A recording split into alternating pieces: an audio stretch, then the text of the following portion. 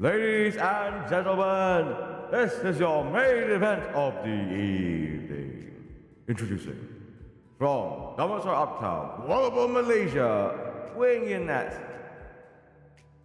1 ultra low latency.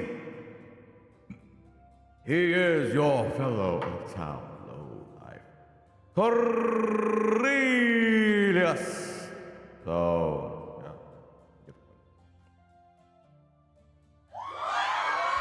What? Oh, now you freaking chill. Now you freaking chill, huh? Now you freaking chill. All right, shush.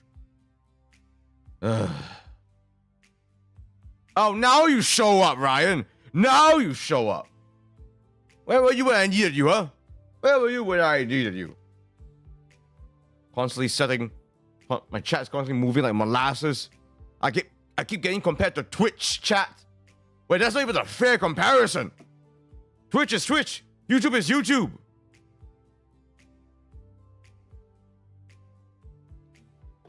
What am I to freaking do?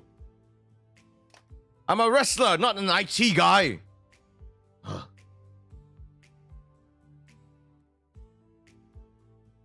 So anyways, welcome to Cafe Cornelius, ladies and gentlemen. My name is Cornelius, professional wrestler turned butler, VTuber actual service. And yes, indeed, folks, I am indeed an IRL, a professional wrestler. Should be obvious, right? Seeing as how often I rag about this. Let me actually prove it a little bit. Folks. You never know who will show up after all. Why is this here? Okay. No, wait. Apologies. There we go.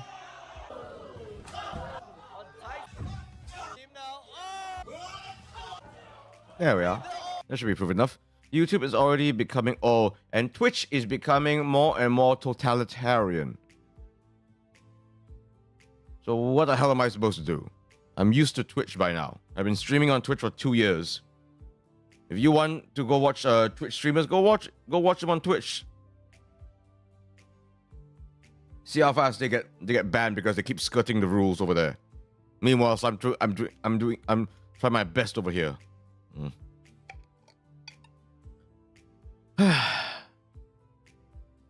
So before we get into the whole pro wrestling thing, folks, I do apologize to you if you're wondering why I seem a little bit on the grumpy side. It is because I'm in some ways sick and tired of myself not setting the right levels of chat delay. I don't know why this is a thing. For a little context, in YouTube Studio, there are 3 settings for chat delays: normal, low, and ultra low, like latency. Default, if you set it to normal, which is the default, mind you, the chat that you see over here, you guys over here, you guys will come out like molasses. Like, you could type enter, it will come out like Ryan, what was it, like something stupid, like 2 minutes long, something like that, you know. Whereas, how long was that, Ryan? How long was that? But I deliberately made a new waiting room just so that I can just so that I can minimize chat delay. Okay, like within 10 seconds. Okay, so if it's like normal latency, it will be about like something stupid long. If it's ultra low, it's within 10 seconds, which is a lot better. It's a lot better, okay? It's unlike Twitch where it's instantaneous, practically. You know, there's some pros and cons to that, indeed. You know, it's one of the upsides of Twitch, indeed. Twitch currently is going through a few challenges right now. And that's me being very frank here. This is one of YouTube's challenges. Okay. Now, before we get into the whole discussion on wrestling, so if any questions on wrestling, that sort of a thing,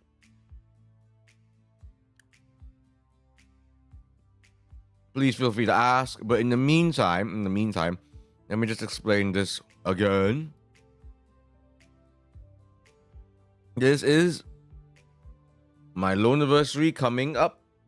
This Saturday, 2 p.m. GMT plus 8 time.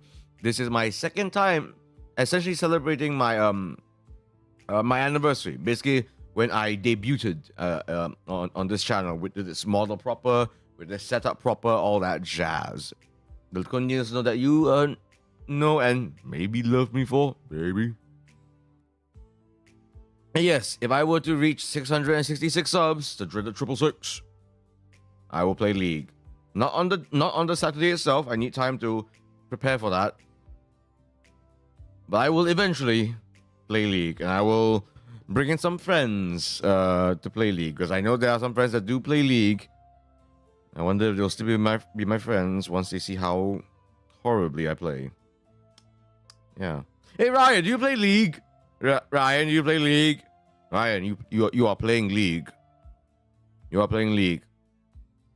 I will support, and you will be the marksman. Okay? Is League like a aim and shoot game? I know that League of Legends is a fairly old game by now, but it is still widely played. You cannot tell me you don't know what League of Legends is. So that's what I mean by League. It's League is short for League of Legends. My memory is dying. I am probably 10 years older than you, Nomu. You can't use that excuse. You're probably in the generation that forgot what League of Legends is. If you know what Arcane is, that's the video game that the Arcane is based on. That's what it is. It's like Dota 2. If you've heard of Dota, Ryan, stop it. You're exposing the both of us. Oh my god. So besides hitting this benchmark here, there will also be other stretch goals involved, going all the way to 700 subs. And if I actually get to 700 subs, let's just say that I don't wanna. But I will. I don't wanna. And I will only reveal this on that Saturday itself, okay? Okay? So there will be some stretch goals beyond the 666. Man, the only games I play are Roblox. Then you have no... Then... Okay. No comment. Clearly, I have opinions. I'm 34 years old. Of course, I have opinions. Let me search it up. I feel old. Do I have to do this stream tonight? I just want to talk about wrestling. So, oh yeah, and as part of talking about my loan anniversary. So besides community games, and also there's also be Totsumachis. League of Legends is Mobile Legend. League of Legends is in some ways what popularized the MOBA genre, and Mobile Legends is the mobile version. Is a mobile game derivative of League of Legends. So it's League of Legends first, and then Mobile Legends. But I believe Mobile Legends is exclusively on mobile, whereas League of Legends is a massive franchise that is so big that they literally could create their own animated series. Like, critically acclaimed animated series. The amount of my friends that are head over heels over Arcane is immense. It is so unbelievably popular. And then there's like other spin-off games as well. Hell, their music, I probably consumed their music more than I played League of Legends at this rate. It is like a massive franchise that could legitimately rival some movie franchises at this point. That's how enormous it is. And toxic. You know, there's that. Which is why I stick to the music. Stuff like the Pentacle heavy metal band. Everyone loves KDA. So a lot of their music videos also go really, really hard. Oh, who are the boys? Who are the boys? Two sides to the show, two sides to the story, but they never show my side. You know, that song. It's the one that features it's like the all boy band that features the male League of Legends champions. What are they called again? Ryan, help me out with that. Hello, Don. Welcome to Cafe Cornelius. You didn't see me drop an entire stream just to make this one. No. This is yeah, came in just in time. You didn't really miss out on anything at all. Nothing at all. So yeah. So besides the Totsumachis, community games, the Totsumachis, just like the last Long Anniversary, there will be a Wheel of Batsu involved with the Totsumachi. Just wait and see. Pet stream, you don't need to know about that. All you need to know is I have a Long Anniversary. And if you wish to send me a message, like a long message, you ever want to like just write out what you really feel about me in long form, you know, without the restraints on of a stream chat. You still have rules. The rules still apply though. Don't get me wrong. Rules still apply, but hey, it'll be a full-on letter. You can do it here. There's this QR code here that you can scan. It'll link you to the. It's the same. It's the same one. It's in the pin message. For your convenience. Okay. Can we finally talk about wrestling now? Guys, can we finally talk about wrestling now?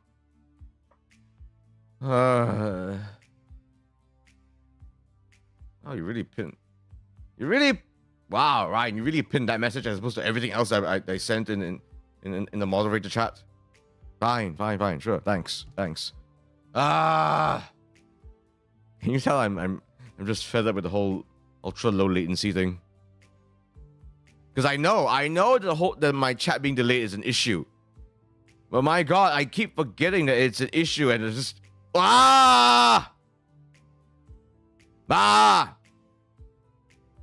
So anyways, Westland. What should we start with? Okay, how about this? How about the one that's near and dear to my heart? As you all know, I'm a wrestler. You know, there's WWE, there's AEW, but the wrestling promotion closest to me is obviously Malaysia Pro Wrestling. Because I've been wrestling primarily for Malaysia Pro Wrestling for, close to 7 years now, actually. So, therefore, well,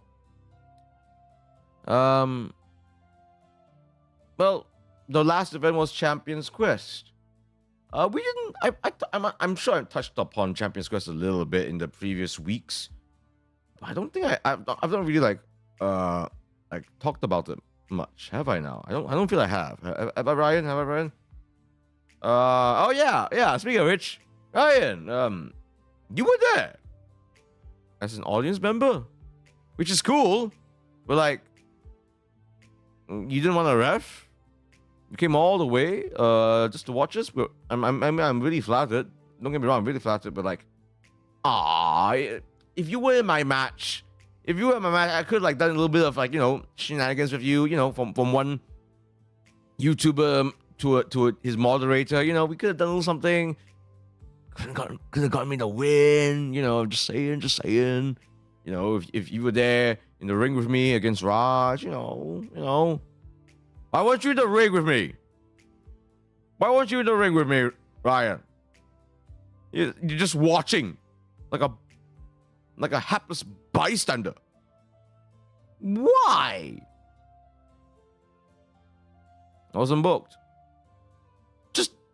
I don't know, just ask.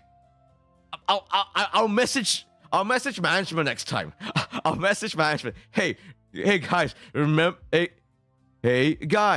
remember to book Ryan. No reason. It's not like I can bribe him in a match. It won't be you know, any what's the word? Yeah, I won't bribe him. So yeah. So next event, you won't get in trouble. Don't worry. I'll phrase it in a very discreet way. So the next event, I will make sure to message management to get you booked. Yeah. So yeah, you just wanted to watch a live show? Is that it? Is that your main reason to come and watch Champions Quest actually, Ryan, or was there like another thing? Because if that's the case, I can understand the sentiment. You know, I make it no secret that I go and watch the other Malaysian wrestling promotion from time to time, which is APAC Wrestling. So in Malaysia, there is MyPW. There's also APAC Wrestling. The reason why I go to watch APAC Wrestling live is because twofold. One, I want to support my friends and fellow wrestlers who are putting in the work, you know, trying to make the best event as they can, and you know, and I want to see how the progress is. And second is that I actually want. Am I disconnected? Really? Wait, okay, am I back? Am I back, by the way? For a bit. Really? It's past 10 p.m. Why is there still a lag issue? Oh, my goodness. Anyway, since we're back. So, yeah, so that's something that I kind of wish more wrestlers do for themselves. I know in Singapore this happens a lot more. I'm pretty sure about that. But man, watching live wrestling is like, it reminds me why I continue to train as a wrestler, you know? Why this is such an amazing art form. Why it's such an amazing performance art. Why it feels like nothing else in the world, you know? So yeah, so that's kind of why I go to watch APAC Wrestling, so I can remind myself, okay, this is why I myself am putting I myself climb into the ring to do what I do. Yeah. Plus, I haven't seen my PW live as an audience member before. Good point, right? And how was it? And how was the experience for you? I am curious indeed. Please do share. Mm-hmm. So Champions Quest. Okay, before I get to the elephant in the room. It was great. It really was a great event. There was some it really was in some ways a culmination of everything that we've done for the year. You know, we really threw in a lot of stuff for Champions Quest. Hello, I'm new. Hello there, Skymark. Welcome, Skymark to Cafe Cornelius. We're talking about pro wrestling today. I'm an actual professional wrestler, so I've got some experience when it comes to professional wrestling. So feel free to ask anything. I'm talking about the event that I was a part of, MyPW Champions Quest. It's the final event for this year. So let me just prove it to myself. Japan or American wrestling? Malaysian wrestling. So I am a Malaysian. I like to do, I'm a submissions wrestling kind of guy. But I do watch a good bit of both Japanese and American wrestling. Like, kind of wild, actually, right, Ryan? Like, we know a shocking number of Japanese pro wrestlers. You have refereed. In fact, so my moderator here, referee Ryan, he's an actual referee himself. Ryan, send me a clip of you. I should put you in my. I have all these clips of me. I should have a clip of you too. Yeah, that way I can show people what you do as well. Yeah. Remind me of that. So send me a clip of you. Send me a clip of you. Cool. Not many wrestler VTubers around. We're very, very, very niche, especially those that do both. There are in fact some of us that do both. To those that do this actively, both at the same time. Oh, that's a rarity. I'm not the only one. but I'm one of the very, very few indeed. So I've got that on my calling card, I suppose. So Champions Quest, it's pretty significant because it was for the first, I believe, for the first time ever. Niche of the niche. We are. I am. For the first time ever, the main event was a tag team championship match. Which maybe for some other wrestling promotions, that's not a strange thing at all. But for my PW, yeah, that's almost unheard of. Because in full context here, tag team wrestling in Malaysia Pro Wrestling, especially because there's not many of us in the first place, right? So there's not really many opportunities for tag team main events. However, there was the opportunity for a Malaysian tag team by the name of the Juicy Boys to go up against the horrors of Singapore. So it was a classic Malaysia versus Singapore tag team championship match for the SPW tag team championship. Oh, some real killers have held those championship belts. Like one of them, believe it or not, is the team of Schadenfreude, aka the team of Chris Brooks and Masa Takanashi of DDT. They're DDT wrestlers, and they wrestled in SPW. A surprising number of times, actually. It literally killed. I'll get to that soon, Ryan. I'll get to that soon. Unless if you're referring to something else. Yeah. Skymark, are you aware of what DDT is? I mean, you mentioned Japanese wrestling, so there's a chance you might know. So it was great. Honestly. That match was pretty incredible. The Malaysian boys did stuff that the Malaysian audience have never seen before. Like for instance, they both did a double topic on Cornelius, which is something that the Wonder Boy has done before. But Miles Carew, I believe that was the first time he has ever done it. You heard me right, Ryan? I think you know what I mean when I say he's first time he's ever done it. Not bad, actually. Not bad. Crazy kid. What's it called? Oh, the SBW. Oh, are you talking about Schadenfreude? So, okay. For I know. DGT Professor. Yes. Thank you, Ryan. Yeah.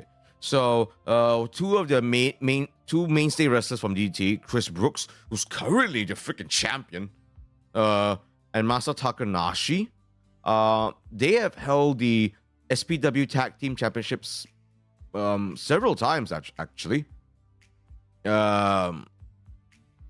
So yeah. So they are. So but you know, they were obviously the championship was previously held by the Horrors of Singapore, but my PW, the boys, our Malaysian boys, the Juicy Boys, won it.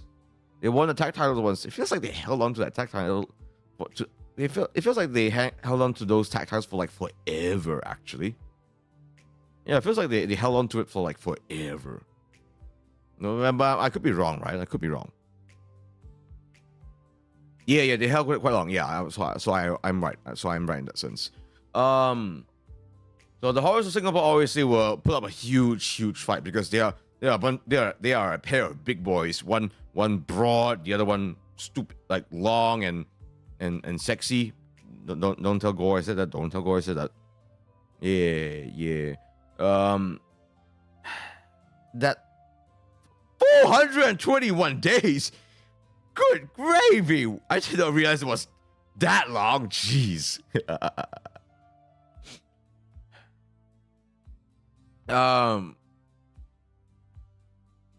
So, and obviously the Juicy Boys won. No, the hometown boys won. And it was a great. Now, the reason why I sound so like conflicted, and it should have been a great match main event to cap things off. It really should have been.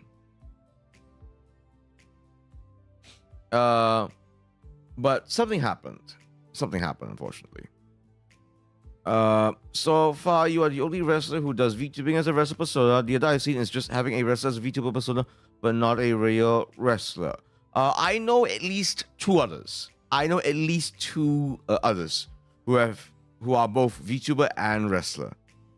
Out of courtesy, out of professional courtesy, I won't say who they are. I won't say who they are. And I want to make it really, really clear here. Actually, although obviously there are quite a few wrestler VTubers out there, I do not make the distinction that just because they're not actually wrestlers, I'm better than them. I hold myself at a higher regard. No. No. Throw that thought out of your mind. I am their equal. Okay? Just because they're not actually an IRL wrestler does not mean that they are a lesser pro wrestler VTuber. No. In fact, as we go along in the stream, I'll actually explain why wrestler VTubers who are not IRL wrestlers have a little bit of the advantage over me. Obviously, I've got some pros and cons as well, but I'll explain it soon. Is there a VTuber character, a wrestler like you? Yeah. There's a few. Those that I can name right now are folks like Damien Hajime, who's an orc wrestler, if I'm not wrong. Yancha, who's like a demon wrestler. And then there's a few VTubers who outright actually talk about wrestling, where where the whole selling point, where a big selling point for them is that they enjoy talking about wrestling. So I find that pretty neat actually, that there's been a few agency VTubers that's actually delved into the world of wrestling before, which is pretty cool. Because I know there's a wrestler who VTubes, but his character isn't a wrestler. Yeah. I think we both know who. I think we both know who that is, and I don't want. And out of respect to that particular person, and mind you, I hold that person in very, very high regard. I won't reveal who he is. Don't reveal him either, please. Okay, it's part of my rules and descriptions. Please do not. No doxing. Thank you very much.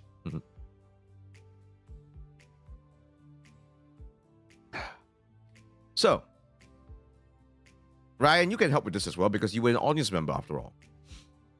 There was a shooting star press attempt by the Wonder Boy to the outside.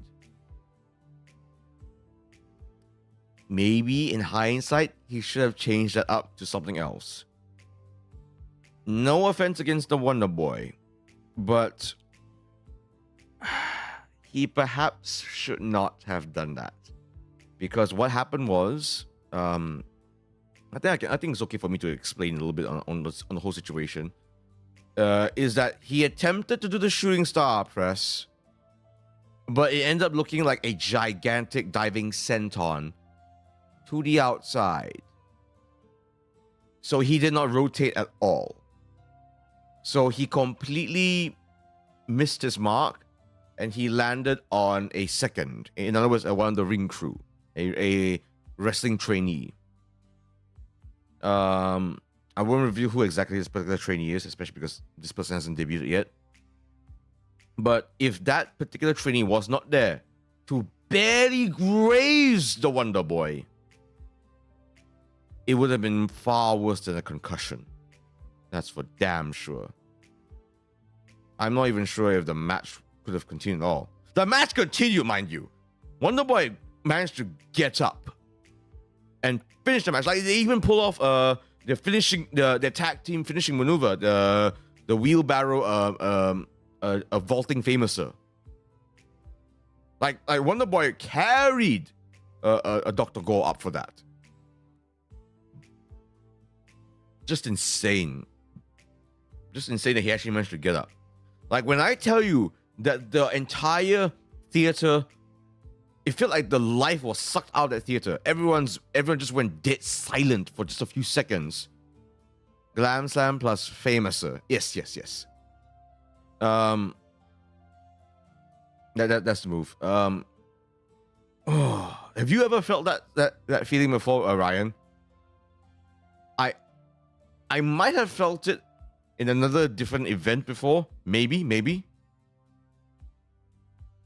But this was the first time where it like was like, yes, the silence was so loud. It was because we thought, oh, yeah, just yeah.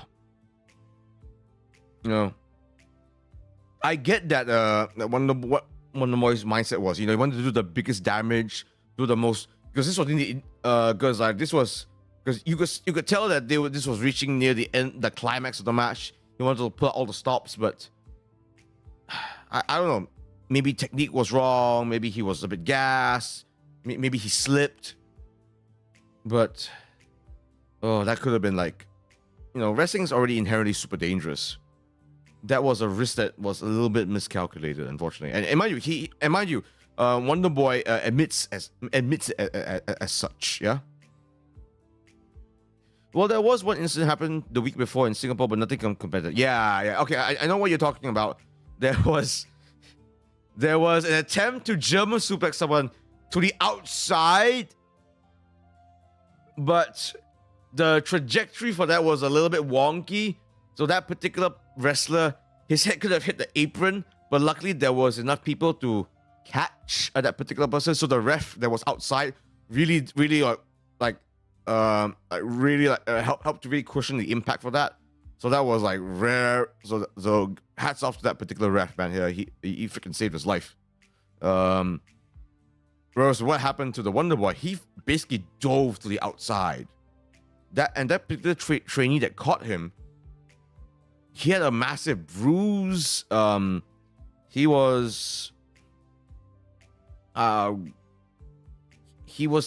a bit of a state of shock. During that almost the entire night. Hope he is okay now. Wonder Boy seems to be doing better now. For sure. I believe he was already checked out. He's fine now. He was legitimately concussed for sure. And he's better now. I hope he's learned his lesson. And the trainee, yeah, he was okay. I guess I can reveal a little bit more. That trainee, so he had this massive bruise on the shoulder. He was in a state of shock. As the night rolled on, however, he was definitely feeling a lot better. Like mentally, he was feeling a lot better. A lot of people consoled and in fact praised that particular trainee for basically bearing the brunt of that impact. And here's the funny part. He felt so embarrassed. Poor lad felt so embarrassed. Because he basically, like I said, he was in a state of shock. Like, he was just beside himself. So the next time, so I believe like literally the next week when I met him to do a little bit more ring maintenance, at one point we were having lunch. When we mentioned that incident to him, he went beet red. Mind you, he was his skin was a little bit browner, but you could so tell that he was so bright red. He was so embarrassed by it. So after the shock, he was basically like, I just cried in front of everyone. He cried in front of everyone. Poor boy. Poor dude. He was so embarrassed. Oh man, but I'm glad he's like, he's taking it well now. And I was so scared that he was like, would be so discouraged by this, man. He would be so discouraged because he basically felt bad that he didn't catch Wonder Boy enough. You know, it was something like that.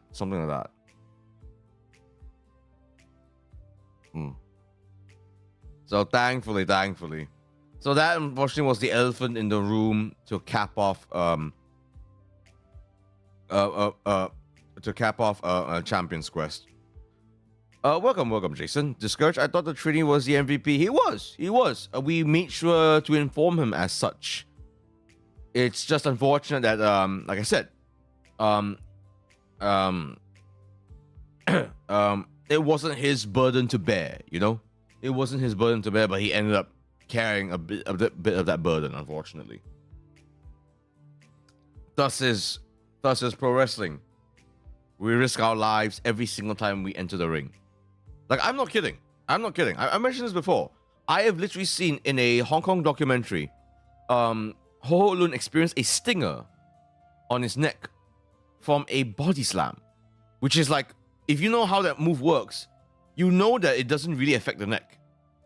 It's not. It's almost like you use a body slam or scoop slam, almost like a positional move, as opposed to a damaging move. It can be a damaging move.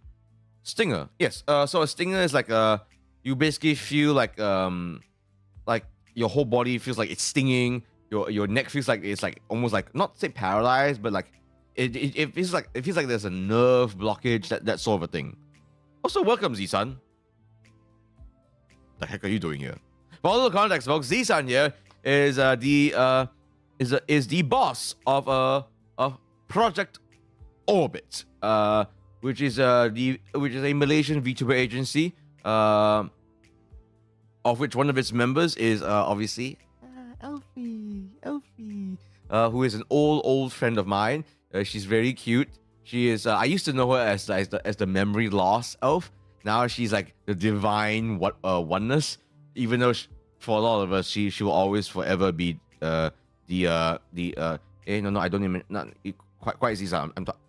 Zizan, be quiet. I'm talking about Elfie now. So she's trying to like come off like this goddess thingy, but everyone still kind of thinks of her as a mango obsessed little elf girl, because she's such a little like sweetheart thing. Like, the moment you hear her talk, you'll be I cannot emphasize enough how many alarm bells she rang with, because we were playing Among Us with a very, very large group. Legitimately, a couple of people messaged me asking, "Hey, is she an adult?" And she is. I'm pretty sure she is. It's just that she's such a little sweetheart. Like, she's such a little sweetheart. Like, she's so cute. And she's like such a little darling. Like, you can't help but like, okay, what do you need? Are you sure you okay with that? You need me to help supervise you a little bit on this? And she'd be like, I'm good. I'm okay. Like, she's such a little sweetie. Yeah. Would you wrestle the elf? I'd rather wrestle you, Z-son.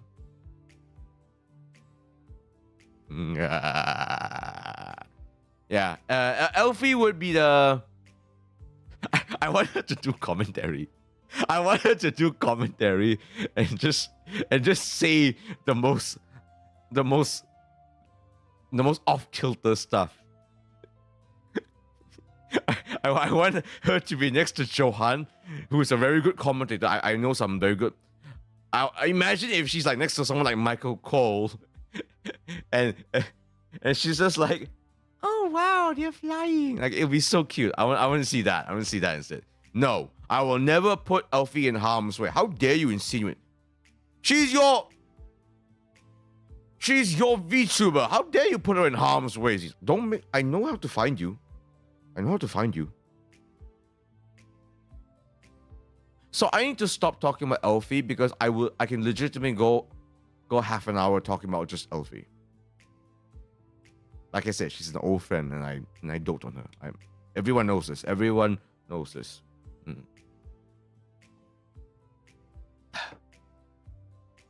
So ultimately, CQ was a successful event. It was a sold out event. Lots of merch sold. There was even articles written about us too, actually. Like, I'm very thankful that we had press coverage for this event. So indeed, hopefully it won't be the last. Let's see. Anything else? So yeah. Anything else about CQ, about Chapter Squares that piqued your interest, Ryan? Glad you enjoyed it. Ugh.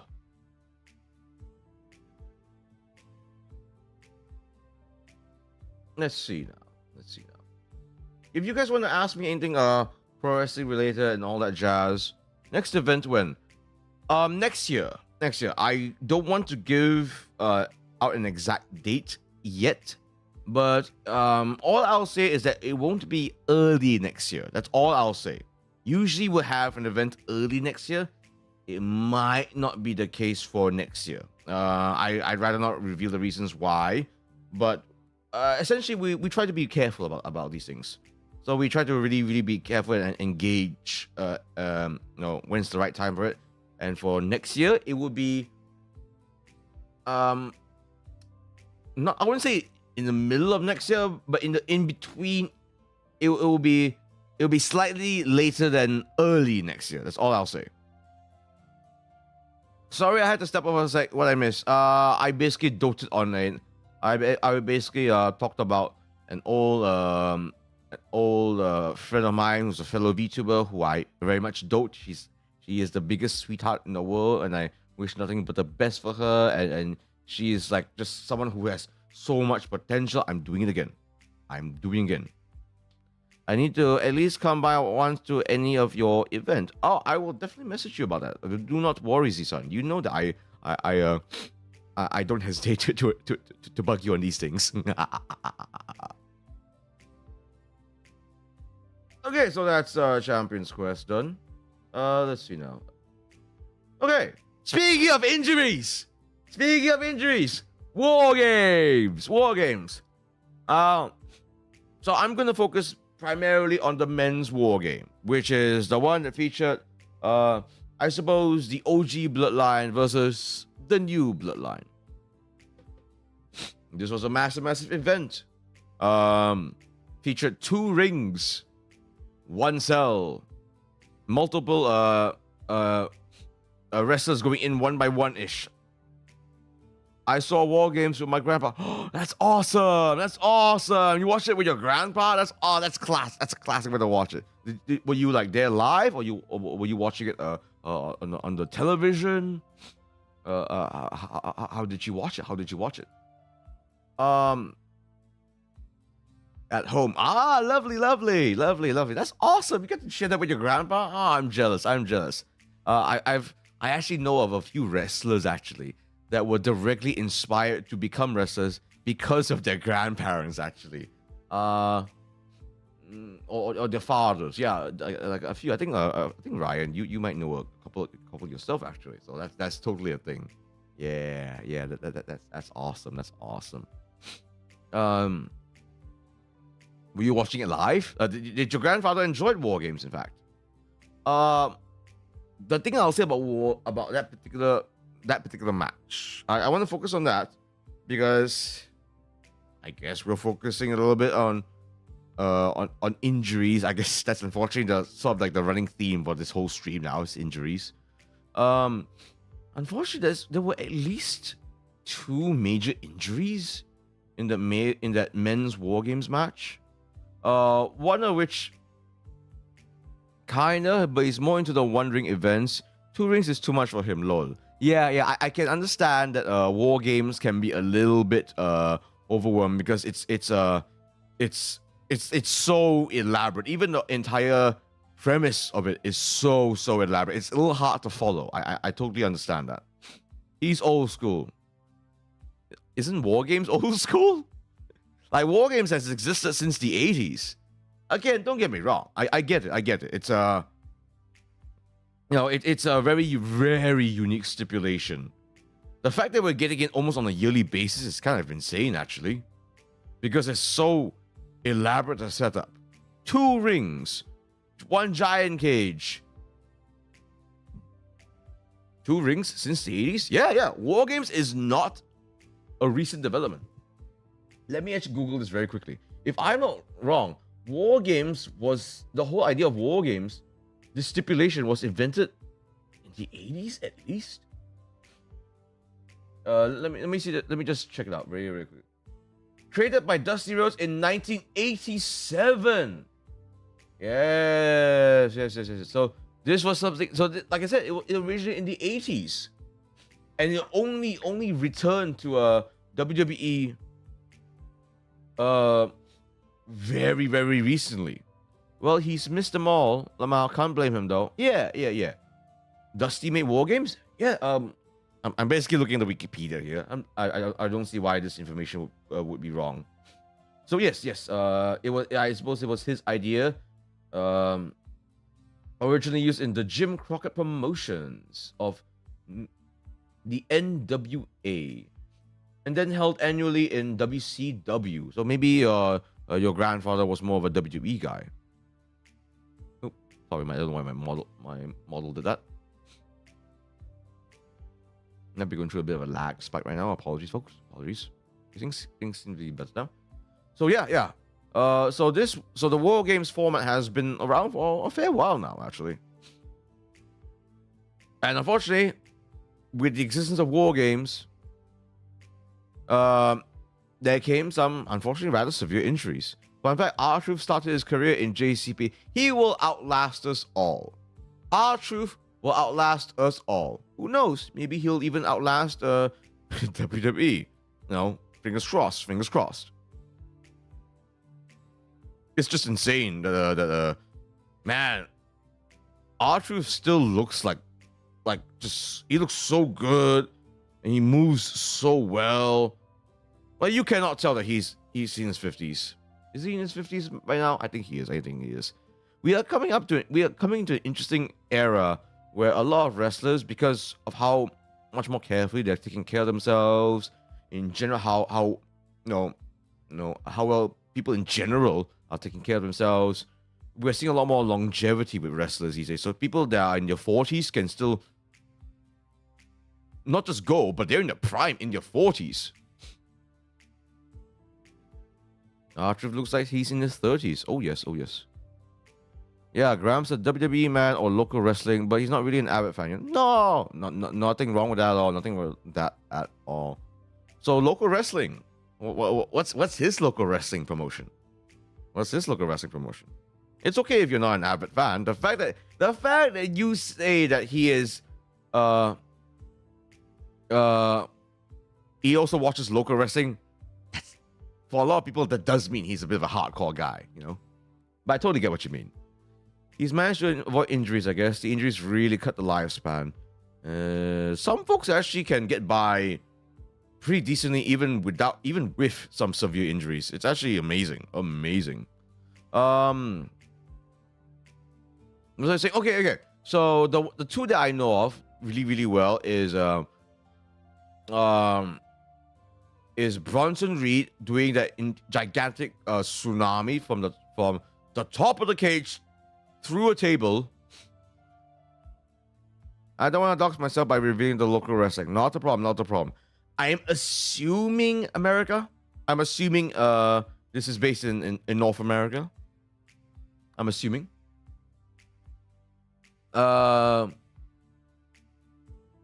And he hurt his foot as a result. And from what I can tell, if I remember the reports right, he could be out for months. Oof. Like, he hurt his foot bad. You know, like, it's possible, like, usually for something like a top rope splash, usually you can sort of avoid foot injuries if you get your technique right. But by nature of you dropping off from such an incredible height, yeah. And who else was it that was injured? Was it no, I don't think it was Jacob Fatu. Was it Jimmy or Jey Uso that also did a splash from the top of the cage and also hurt their feet, their foot as well? How bad was Stone Cold's knees? He was going on with those knees for quite some time. Yeah, he was. Yeah, I mean, at one point he was literally called the Bionic Cowboy for a reason. Was it Bionic Cowboy? Was it Bionic Cowboy? No, the Bionic Redneck. Yeah, the Bionic Redneck, because he had like two massive knee braces on. So that's kind of why he retired fairly early-ish, actually. Imagine injuring yourself in trading. Bobby Lash doesn't. Haha, haha. Imagine injuring yourself in trading. Hi. Hi. Jimmy hurt his toe. That sounds like the start of a nursery rhyme. Also, welcome, Nicholas to Cafe Cornelius. Yeah.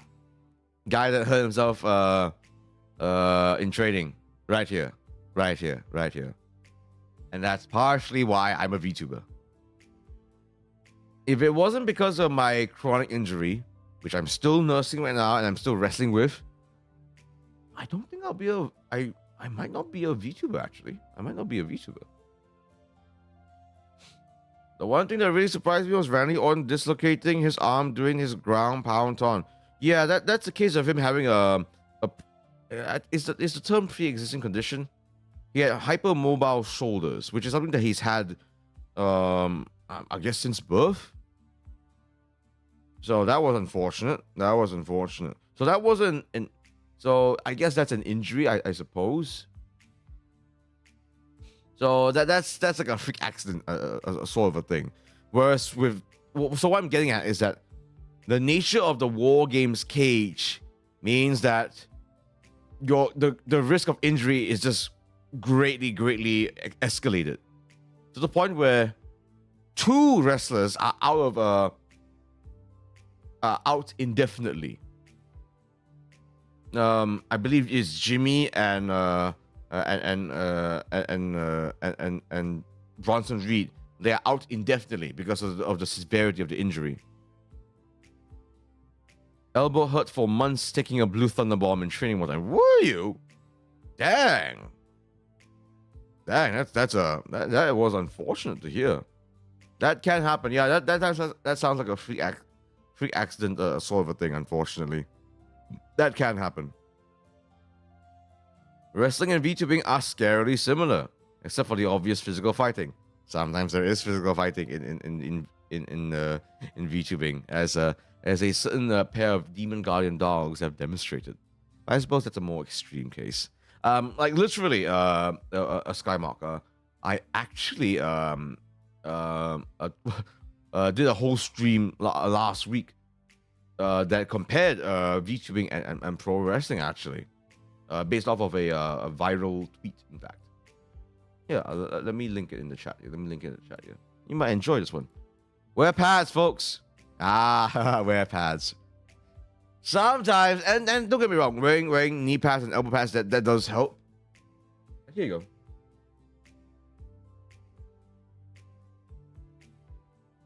Graphic warning. Well, wait, what graphic warning?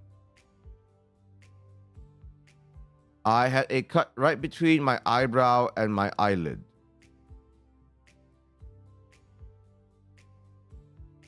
Did you? When was this? Well, what move caused that? I'm assuming this is a trading thing. During trading, what was it?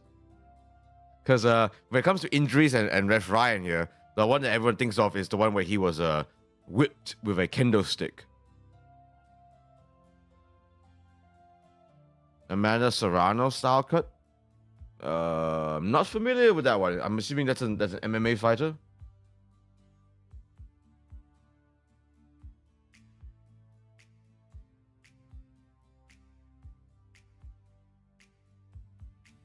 So like one of those classic big gashes on the eyebrow sort of a thing, eh? Ref needs to wear eye patch. She's a boxer. Remember Tyson versus Paul, the fight before? I did not watch the Tyson Paul event deliberately. No interest. Thank you. I like to focus on pro wrestling and VTubing. I like to be when I'm interested in something, I tend to really cling into it and delve deep into it. So I'm very, very careful what I like to gain an interest in. Because as you can see, I'm so interested in VTubing that I became one. Oh yeah. Need to be careful about that for me. Need to be careful about that. Ref needs to wear eye patch. Ooh, a pirate ref. That'd be fun. Mm. So, what was I saying about? Yeah. So, injuries. I'm curious how Ryan hurt himself. Yeah, Ryan. Mention. Them girls went crazy. Serrano was robbed again. Oh wow, you invested. You invested. Hey, that's all good. That's all good, brother. I do respect boxing a lot. Actually, I used to enjoy a good bit of boxing myself. I used to train a little bit in MMA and all that. So that's kind of why when I transitioned into pro wrestling, I had a lot of like grappling knowledge that I could really apply into pro wrestling. We were doing chain wrestling and my training partner was in the ground that hit scissors. I either kept up to escape it. Next moment, I was bleeding from the eye. Oh yeah, I remember now. I remember that.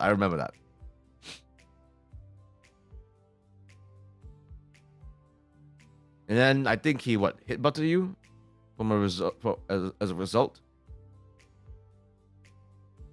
Something like that. I think. Yeah. What I mean to say is, considering the whole War Games match and injuries, is that because War Games is now practically an annual thing, or it could potentially be. I don't know. It feels like wrestlers are taking. I don't know. I feel like wrestlers, especially in WWE in the big larger promotions, yes, they're getting paid the big bucks, but they should be. I feel like that they can be more calculated with their risk assessment. You know, they don't have to throw everything to the wind. I mean, 2 wrestlers were out indefinitely as a result of that one War Games match. You know. He said it was his elbow. Someone hit my eye and made a cut, but I didn't know I was bleeding. I thought it was sweat. Yeah. Yeah. So it's a classic glancing elbow across the eyebrow thing. Yeah, that can happen.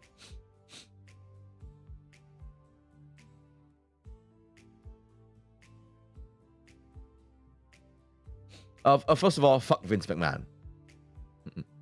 I tend to avoid talking about the politics of pro wrestling. And I'm a little bit more coy when it comes to the backstage stuff. Again, you guys remember, yeah, I'm still an active pro wrestler. I know people in the industry, so I tend to be very diplomatic about pro wrestling. But fuck Vince McMahon. Shots fired, bro. I'm just talking.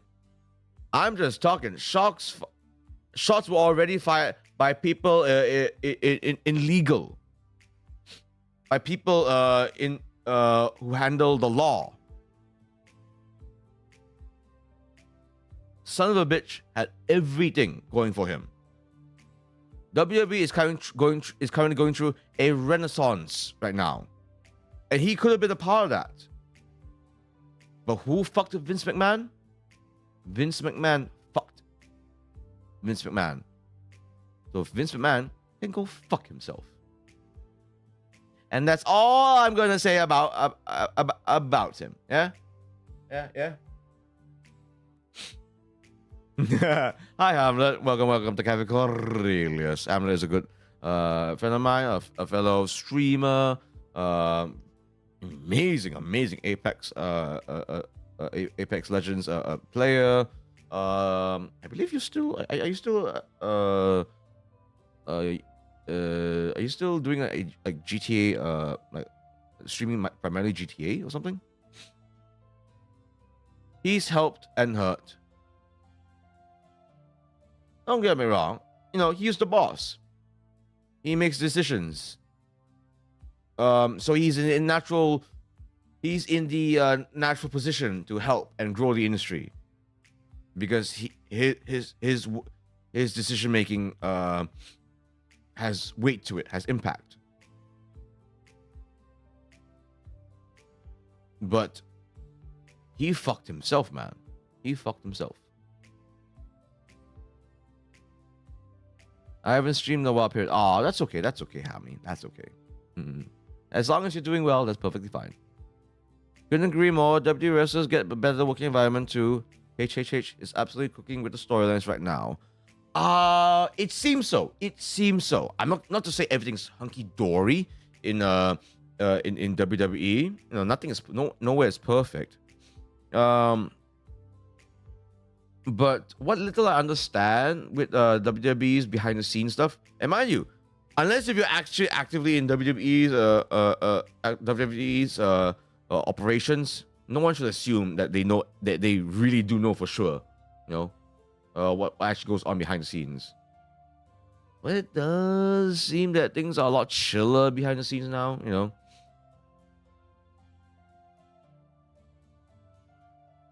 Netflix show. There was a whole documentary series about just about Vince McMahon, because he's lived a tumultuous, exciting, and safe to say, controversial life.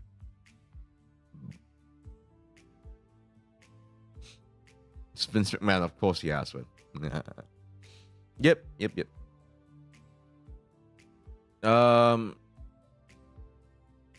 So yeah, wow, we went from talking about war games and injuries to a certain McMahon, the least favorable McMahon at this point. So yeah, just so it, I get that we're coming to a point where like we have to find different ways to wow the audience and really, you know, get the money's worth. But the fact that 2 people were injured over jumping from the cage.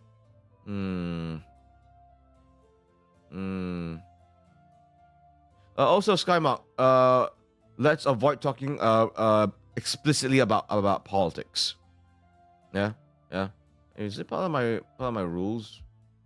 I think. Yeah. Politics, race, religion, and other contentious topics is not allowed. Yeah, no problem, man. No problem. Just do keep aware on my rules. As you can tell, I'm one of those wrestler VTubers that runs a particularly tight ship.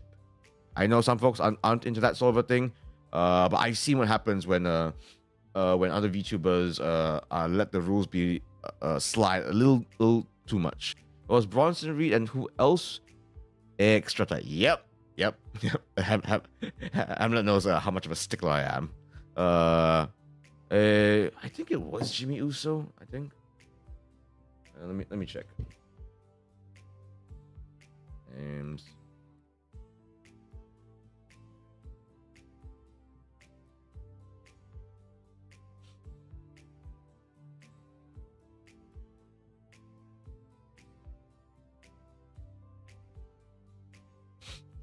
Yeah, it seems like, it is Bronson Reed and Jimmy Uso, unfortunately. Yeah, they both did gigantic splashes. Man, that ring really compounded, really added extra risk to the injury, man. Unfortunate.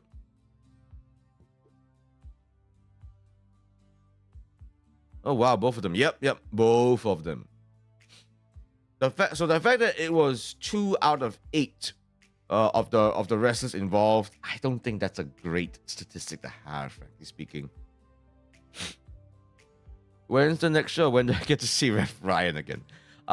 It's likely next year, not so early next year. That's all I'll say. Do they have the same injury? Slightly different. Jimmy's is less severe. Jimmy broke a toe, but Reed sustained a broken foot. To the point where it requires surgery. So he will be Bronson Reed will be out much longer, unfortunately, which is a pity too, because man, Bronson Reed was doing so well for himself. And all he had to really change was that he just spammed tsunamis. For those who aren't aware, tsunami, Bronson Reed calls his top rope splash the tsunami. And he does it in a very, very specific way and it's very in a unique way that's very specific to him. So in that sense, he added his personal touch to a finishing move, to a classic finishing move. Like it's a frog splash. Like so many people do the frog splash, but he does it in a very particular way that is unique to Bronson Reed.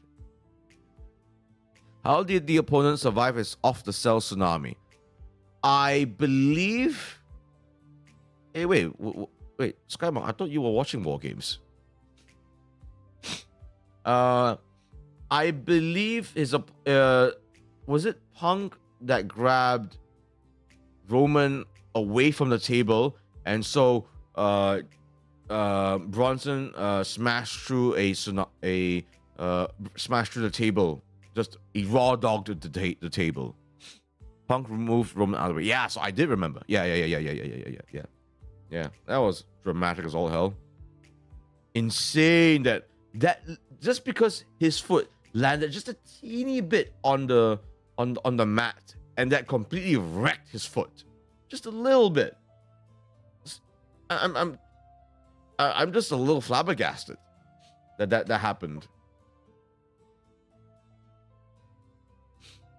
Man, I guess you have to almost like, not say practice, but like you gotta change up your technique a little bit for a off the cage splash.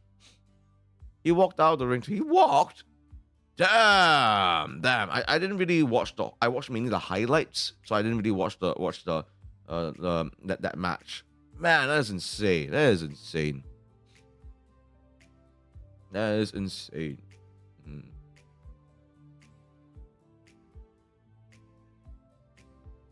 Ooh, I should stand up. 1 second. Ooh.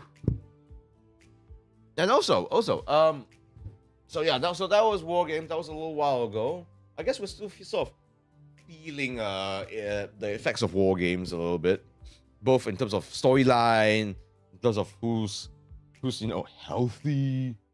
I'm sure it's because of the adrenaline. That's a big factor too. That can be a big factor as well. I don't know. It feels like I'm one of those guys that, like, I guess it's because of my style. I tend to be a little bit less adrenaline. I tend to be like less adrenaline pumped post match. Again, I've been wrestling for 7 years, right? So I've been to quite a few events. Other than huffing and puffing a little bit after a match, I don't feel like I tend to go through a bit of a. I don't feel like I go through much of an adrenaline dump, actually. Partly because I do wrestle a more deliberate style, much more submissions based, a little more strategic. The women's War Games was also enticing. Yeah. The main thing for me was a really, really cool makeup that Rhea Ripley had. Like I thought once again, she had an issue with her face again, so she wore this really cool mask. That was super, super neat to see. Then once she revealed it, but then she actually took it off, and there was this really cool, I was gonna say like a raccoon, but that's not the right word for it. It's got this like Viking warrior black mask with a red scar thing. So it was super badass. That's actually a really, really cool thing that the women do a lot more than the men. Partly because women, make up more. They incorporate their makeup into the match. It's so insane how it's like Buddy Matthews' face. Okay, got you. A little tribute to the hubby. That's nice. So, man, it's insane how much women's wrestling has changed over the years. Because I used to watch the Attitude Era, right? Back then, it was all about the sexy ladies, the supermodels, and all that jazz. Nowadays, I see some of the women's matches, and I'm like, I'm tired. Let me go to the men's match. It feels less exhausting. It feels less exhausting. Because my God, there's so many athletes, and the thing is, too, even the creative side of women's wrestling is also really, really interesting now. Like for example, makeup. You wouldn't think that that's such a big difference maker between men and women's wrestling. Because the ladies tend to know how to make up things more. So literally their makeup could also be a big part of giving the match a different feel, being part of the story. Like what Rhea Ripley did. We thought she was gonna wrestle with that mask, that cool demon mask on with the horns. And then she revealed it, and she has something even scarier underneath it. Mommy. Yes, Hamlet. Yes, Hamlet. Mommy was very badass.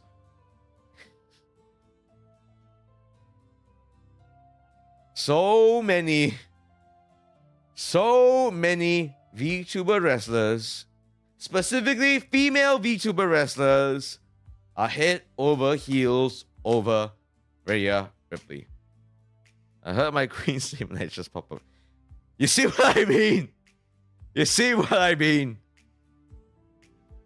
Gods, she basically brought back... Rhea Ripley is a big part of why there's women fans now in women's wrestling. She is an icon. I know. You're an activation. I know. Mommy and Io Sky. Yes, Io Sky as well. For me, and I guess it's because I'm a guy, I am always struck by how incredibly beautiful Kairi Sane is. I remember there was this interview that Mariah made it, who's in AEW now, a big part of AEW, and she was talking about her time in Japan, talking about the different women's wrestlers that she's encountered, and she basically was like gushing about Kairi Sane. I suspect she's one of those girls that's into girls as well, maybe. And she was like, "Oh my God, Kairi, she has the most beautiful and entrancing eyes I've ever seen. You could get lost in her eyes." Like she was gushing over Kairi. I don't have a crush on Kairi. Stop it. Okay, y'all have a crush on Rhea Ripley. I don't have a crush on Kairi. No. Stop it. Y'all nasties. Fawning over Rhea Ripley like that. My goodness.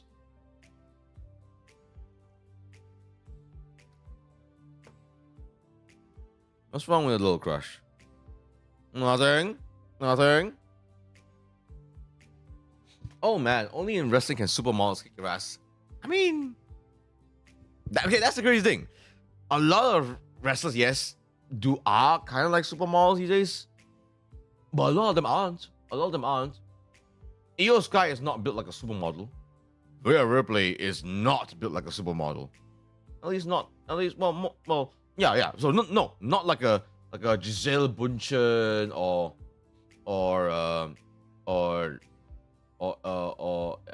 Adriana Lima, that kind of a supermodel.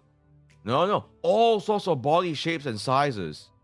She makes me feel happy with my body. Like women can have more than just supermodel skinny body. Exactly. There's so many different body types in women's wrestling these days. Even in WWE alone, there's people like Piper Niven, who is very big and stocky. There is Rhea Ripley, big muscle mommy. Y'all into that?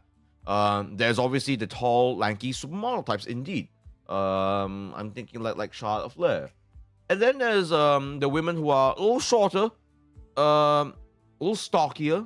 No, not. I wouldn't say not heavy set or fat at all. Just just a little on the wider side. So I'm thinking of people like Io Sky, Becky Lynch, Ivy Nile. It's obvious that they are athletes first, models second. I don't care. Io is hot. She is. I'm not saying she's not. I'm just saying that Kairi is more my type. I'm gonna stop talking about Kairi now. Okay.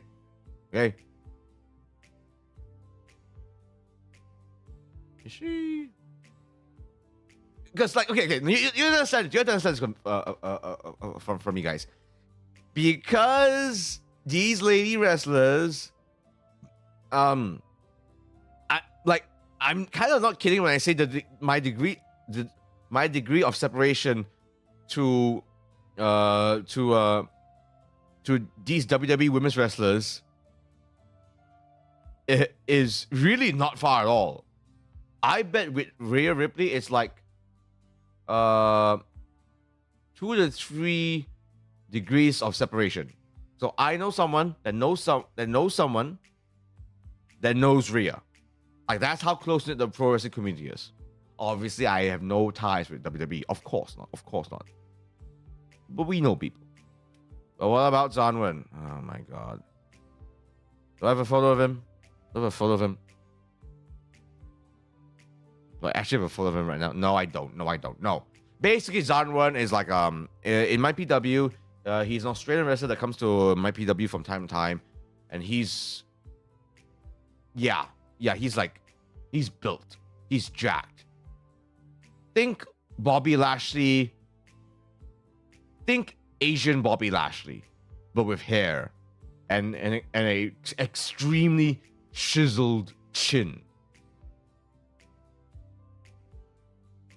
Oriental Randy Orton. Really? That's how you see him? Orton's tattooed as all heck. I'm not even sure if Zanwen has a tattoo on him or not. But he's heck no. Zanwen is at this point equally as built as Randy Orton. It's insane. That's what my friends said, and I can see. Wow, your friends think that we have Zanwen. Oh my god. Zanwen has the aura of Randy. Yeah, he does. That I can agree. He really is quite a physical specimen. But it really impressed me that such beautiful women excel in a profession where they can get their face kicked in, you know what I mean? Like them. Yeah. At this point, they're risking it just as much as the men. It's insane. It is insane. How, I was watching this NXT match just today. Oh my goodness. I think it was Cora Jade and Roxanne Perez versus Julia and Kehlani Jordan. Oh, it was so physical. Drop kicks everywhere, jumping over the top rope, flips everywhere. Incredible. Yeah. So yeah. So all these women and Zanwen, you know what they did? They put in work in their bodies. And now hear me out, guys. Hear me out. Obviously, physically, I do not compare to Zanwen. Not at all. I'm a much smaller dude. I'm not as tall as him. And even if I wanted to, I'm literally not supposed to be gaining weight because of my old injury. Like, this is an unfortunate truth. Like, if I put on too much weight, it will actually put pressure on my degenerative disc, actually. You know? With that being said, doesn't mean I can't build myself up a little bit. And so in Champions Quest, when I look back at the photos of what I saw, I don't know about you guys, but I was very happy with my physique. Like, it was obvious that I had lats on me. It was obvious that my arms were bigger. I definitely looked the part a lot better, and I was putting in the work too. Like, oh my god, so many bicep curls. So many pull-ups. But you are your own person, your own personality. You're awesome in your own way.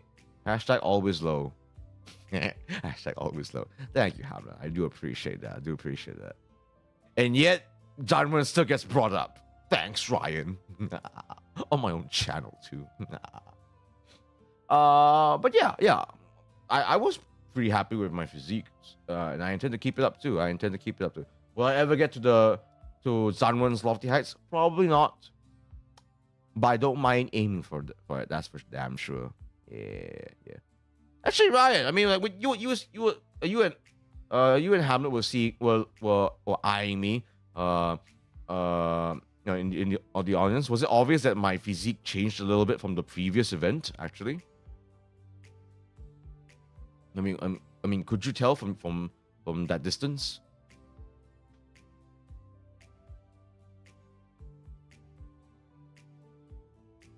You make up for it with attitude for sure. You look a lot bigger in the ring than when I see you just walking around normally. Yes, that is true. The ring helped given effect. That is for certain. That is for certain. So I tell trainees this sometimes. Sometimes it's almost more about how you walk than how big you are. Like, for example, there's this new trainee. I literally had to tell him, dude, you gotta change your posture, because he's one of those guys that, you know, they walk with their rib cages slumped, their hips jutting out. So as a result, they look like they have a huge belly when they actually, no, they still have a bit of a belly, but it looks a lot. It would look a lot less compared. It will look a lot less big if he were to just stand up straight. I actually had to teach him how to stand up straight, because in wrestling training we do actually account for things like your posture. Actually, you know, it's a whole thing. You look good on stage, dude. Oh, thanks, thanks, Hammy. Thanks. Really appreciate hearing that from you. All this feedback is actually pretty important for me to take into account, because okay, you have to understand, folks. The feedback that is arguably most important to us wrestlers is actually not from those who are hardcore fans. Obviously, they're great and all, and they can give us some nitty-gritty. But put it this way, we've already won hardcore fans, you know, because when you tell them, hey, there's live wrestling in town, now's your chance to go watch some actual wrestling live in your face. You're like, oh my god, live wrestling like WWE, but not WWE, but it's Malaysian wrestlers, local talent doing it. Okay, let's go. But when it comes to like the casual fans, those who aren't familiar with WWE at all, those are the ones that you really have to win over. Those are the ones that are seeing things with fresh eyes. Those are the ones that we want to like get feedback from. And I got some interesting ones for sure. For sure. What was some that I remembered from the previous event? Ryan, would no chance you got to speak to any regular casual fans that night, and you heard anything interesting? One thing that I did heard was there was an audience member who commented that he wished there was more like pre-match promos.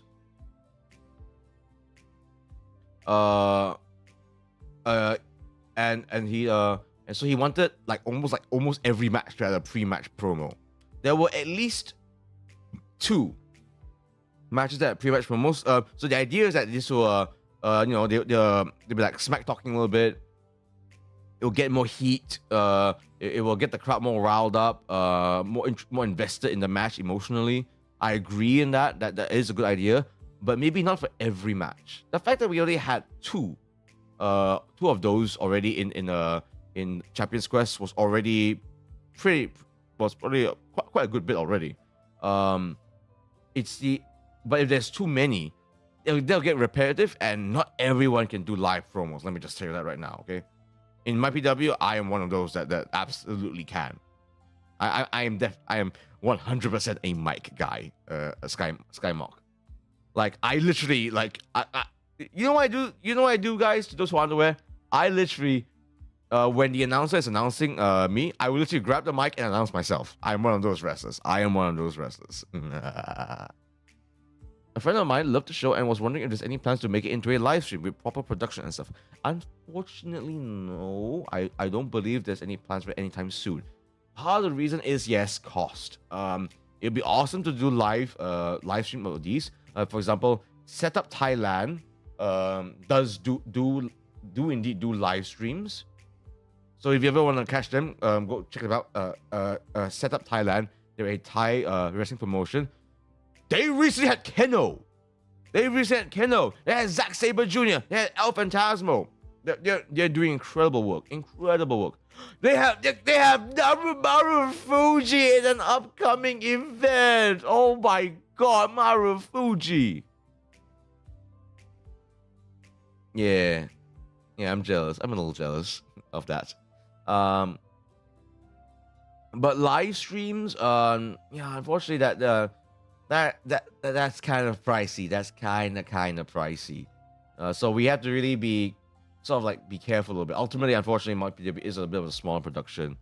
So yeah, unfortunately, no. So but we do intend to release like videos of our shows eventually on our YouTube channel, so you can check that out. Let me actually Ryan, if you can link my PW's YouTube channel, that'd be much appreciated.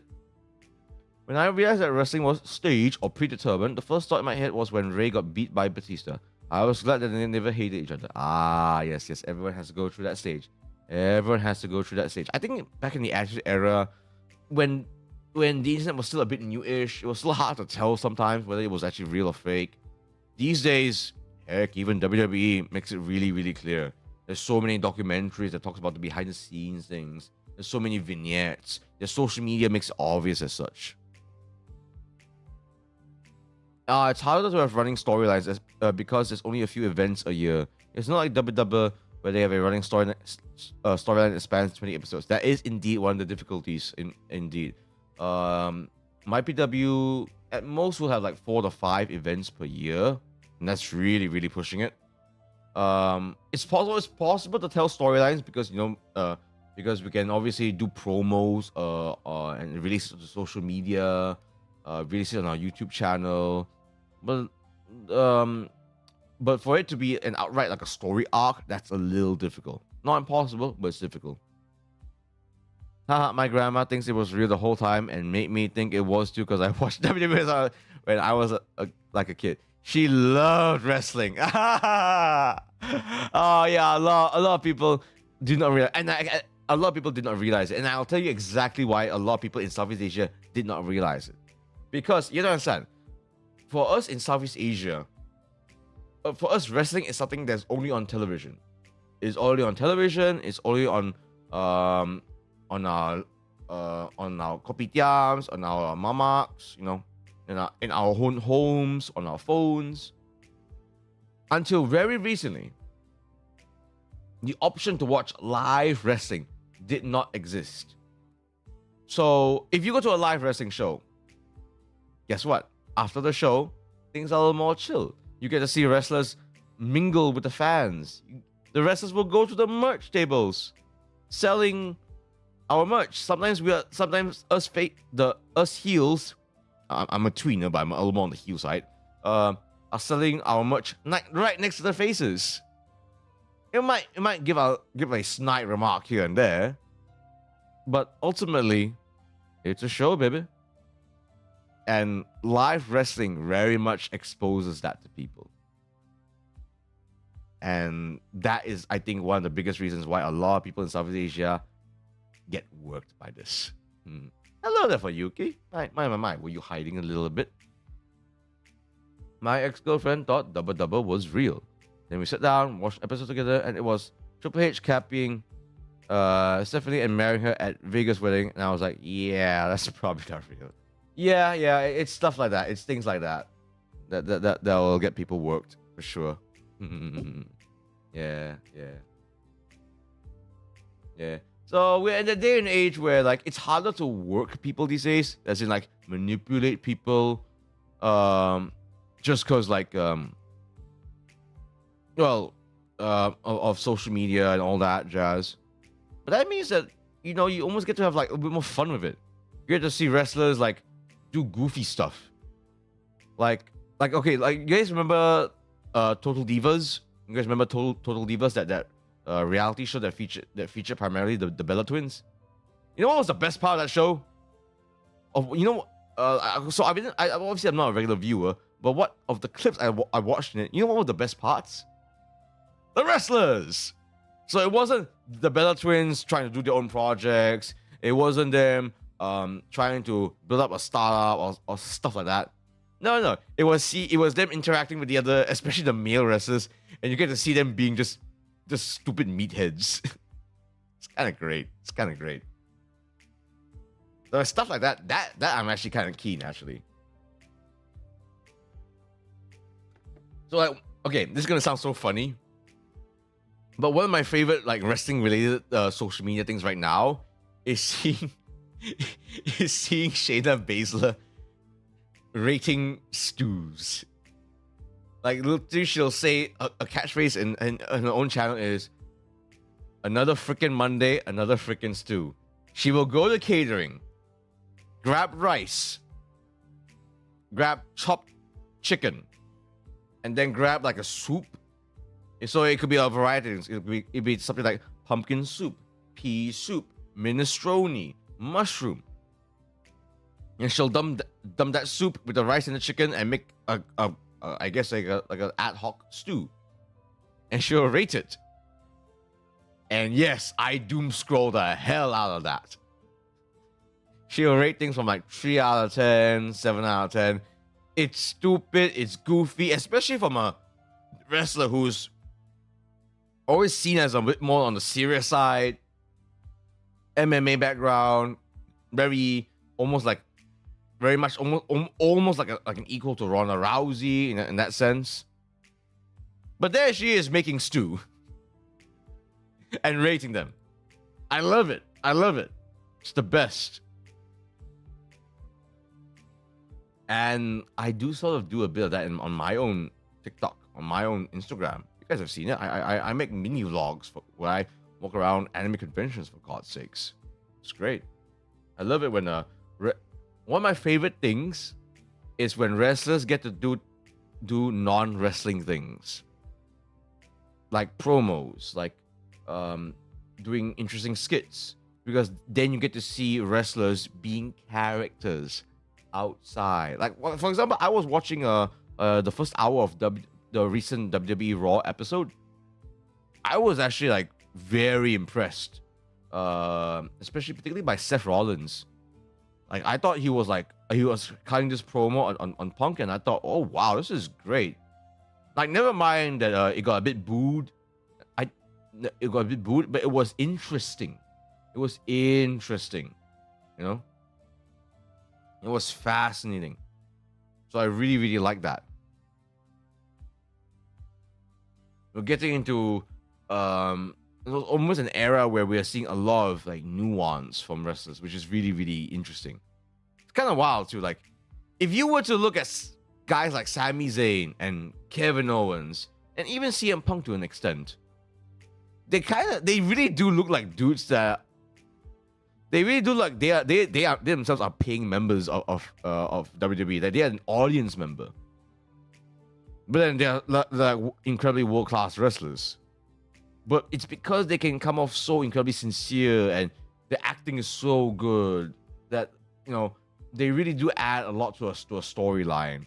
And that's kind of why they're in WWE Raw right now. It's fascinating stuff. Fascinating stuff indeed. Okay, folks. We are getting close to midnight here. I have something to do tomorrow morning, actually. Let me see if I can drop this here. So, okay. Here it is. Okay. It was posted primarily on Blue Sky for some reason. Okay, so essentially tomorrow morning, I will try to wake up early for it. I will try to wake up early for it. I will be helping out with a WWE commentary.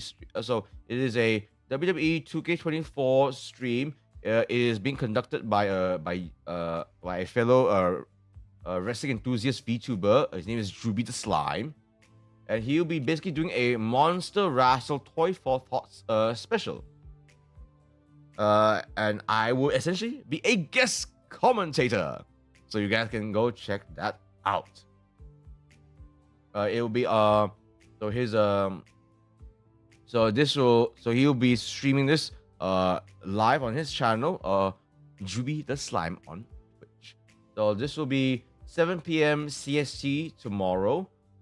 It will be 8 a.m. Malaysian time. So if you can check it out, that'd be great. If you can't, totally fine. And just one more time, folks. Just one more time. Remember, folks, coming Saturday, 2 p.m. Is my second ever Loaniversary. Get me the 666 subs, folks, and I'll play League of Legends. And there'll be also other stretch goals involved as well.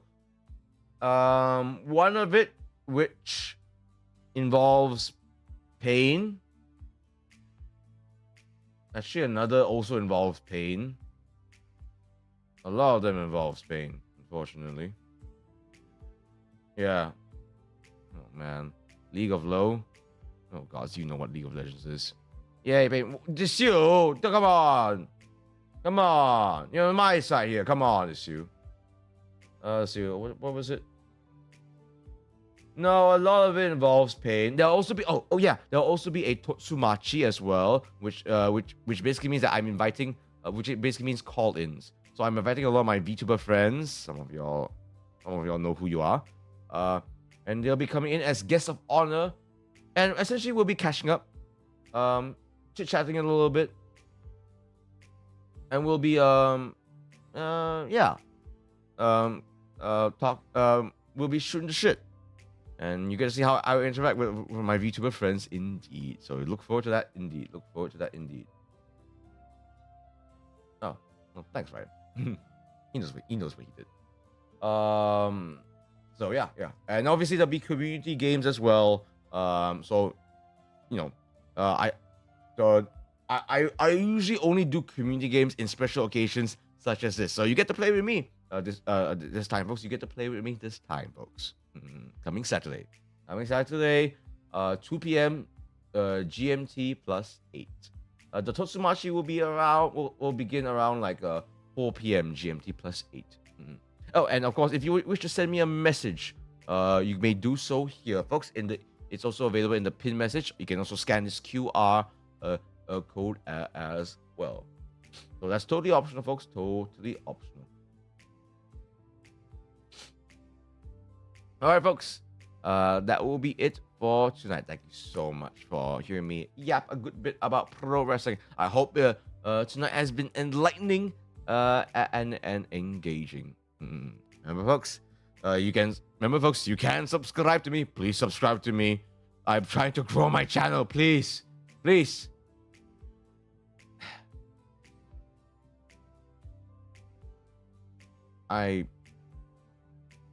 been hard. I won't lie. It's been a little frustrating to see how slow my progress has been. I thought by now that I would have gone past 1,000 subscribers. Clearly not yet. But I'm glad to see that at least I'm still progressing. It's not stopping. But I have to keep going. Nothing goes to plan. That is true. But the plan keeps going. Nothing goes to plan, but the plan keeps going. That's a nice little quote. I'll write it. I think I'll write that down as a tweet before I go to sleep. So yeah. So I'll get to that. I'll get to that 1,000 subscriber goal one day. I'll get to it. And that means you guys have to subscribe to me, guys. And you can also follow me on Twitter, Blue Sky, TikTok, and even Instagram if you wish. All right, folks. And that is it. Cafe Cornelius is now closing shop, but my Cafe Cornelius never closing your heart, Mina. Have a lovely night, Mina. Have a lovely